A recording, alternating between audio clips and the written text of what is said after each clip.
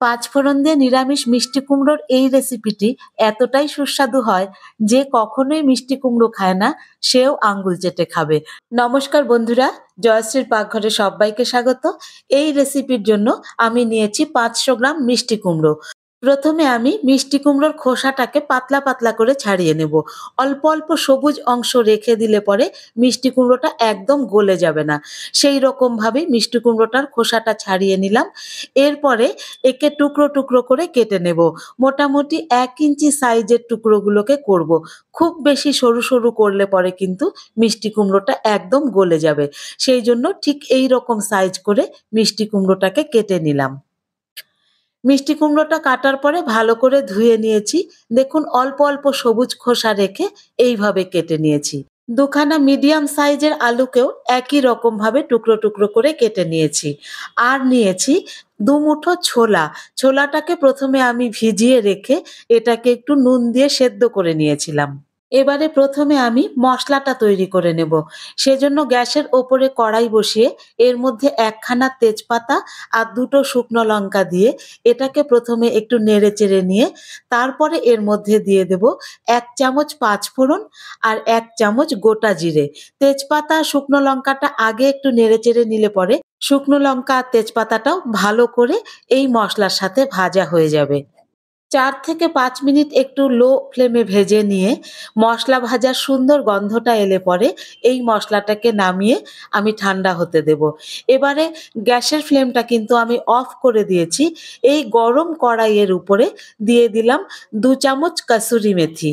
Kasuri মেথিটা dry roast করে নিলে পরে এর স্মেলটা খুব সুন্দর আসে। আর এটা ড্রাই রোস্ট করার সময় গ্যাসের ফ্লেম অন করার কোনো প্রয়োজন নেই। গরম কড়াইয়ের উপরে মিনিট ২ একটু নেড়েচেড়ে নিলে পরেই আঙ্গুল দিয়ে চাপ দিলেই এইরকম গুঁড়ো গুঁড়ো হয়ে যাবে। গরম অবস্থায় মেথি পাতাটাকে রেডি করে রেখে দিয়ে এবারে গ্যাসের ওপরে কড়াইটিকে আরেকবার বসিয়ে দিয়ে দিয়ে দিলাম ৪ চামচ পরিমাণে সর্ষের তেল। তেলটা ভালো করে গরম হয়ে গেলে এর মধ্যে আমি ফোড়নে দিয়ে দিচ্ছি ২ খানা শুকনো লঙ্কা, ১ খানা তেজপাতা আর ১/২ চামচ পরিমাণে পাঁচফোড়ন আর ১/২ চামচ পরিমাণে গোটা জিরে। পাঁচফোড়ন আর গোটা জিরেটা হালকা ভেজে নিয়ে এর মধ্যে দিয়ে দিচ্ছি ১ চিমটে হিং। হিংটা দেওয়ার পরে কিন্তু আমি আর দেরি করব না। এর মধ্যে দিয়ে দিলাম কেটে রাখা আলুগুলো। ফোড়নের সাথে আলুগুলোকে মিনিট ৫ ধরে মানে হালকা লালচে ভাব আসা পর্যন্ত ভেজে নেব। ৪ থেকে ৫ মিনিট আলুগুলোকে ভেজে নেবার পরে এইরকম হালকা লালচে রং ধরেছে। আলুগুলোকে এইরকম ভেজে নিলে পরে কিন্তু আলুগুলো তরকারিটা হয়ে যাবার পরে শক্ত থাকবে না।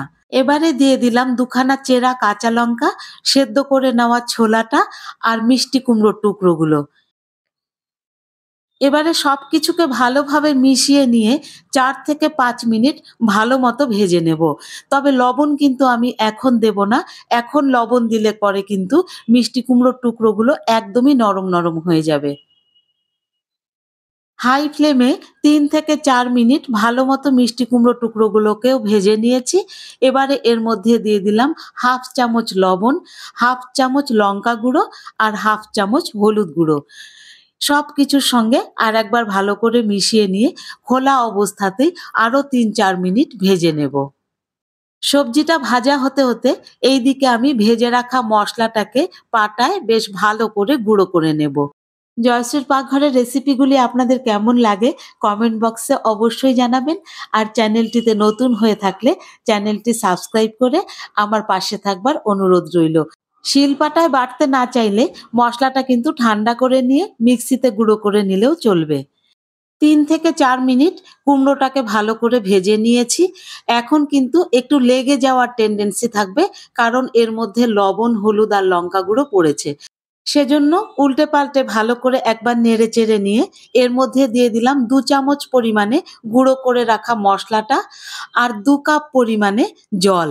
জলটা দেবার পরে মশলার সাথে এই কুমড়োর টুকরোগুলোকে ভালো করে নেড়ে চেড়ে একটু মিশিয়ে নেব। এটাকে কিন্তু কষিয়ে নেওয়ার কোনো প্রয়োজন নেই, যেহেতু এখানে ভাজা মশলা ব্যবহার করেছি আর কুমড়োটাও ভালো করে ভেজে নেওয়া ছিল। ঢাকা দিয়ে ৫-৬ মিনিট ভালো করে ফুটিয়ে নিলাম। এর বেশি কিন্তু ঢাকা দিয়ে ফুটিয়ে নিলে পরে কুমড়োগুলো একদম গলে যেতে পারে। দেখুন কুমড়োগুলো কিন্তু সুন্দর সেদ্ধ হয়ে গেছে, শুধু খোসার দিকটা একটু আটকে আটকে আছে। আর একটু সময় ফুটলে পরেই কিন্তু গ্রেভিটাও বেশ সুন্দর ঘন হয়ে যাবে।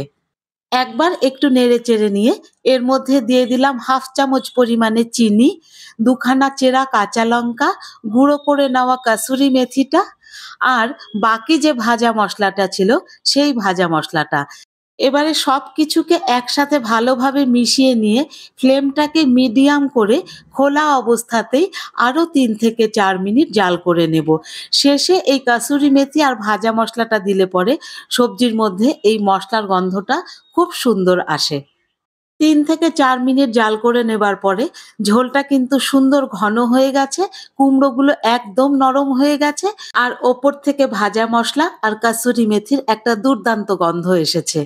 মিষ্টি কুমড়োর এই তরকারিটা কিন্তু ভাত বা রুটি সবকিছুর সঙ্গেই দুর্দান্ত লাগে খেতে।